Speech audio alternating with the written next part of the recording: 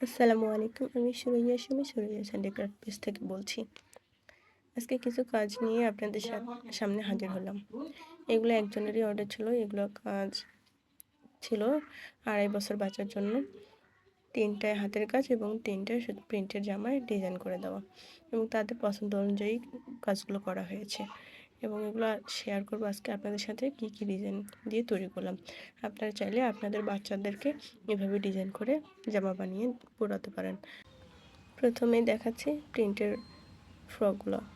এই নীল কালার ফ্রকটা আমি সামনে বাটন সিস্টেম করে চেয়েছিল, তো আমি পুরোটা বাটন সিস্টেম করে দিয়েছি, কিন্তু লাগিয়ে দিয়েছি খোলা যাবে না আর কি, ওপেন বাটন না, নিচের দিকে একটু ফাড়া দিয়ে নিয়েছি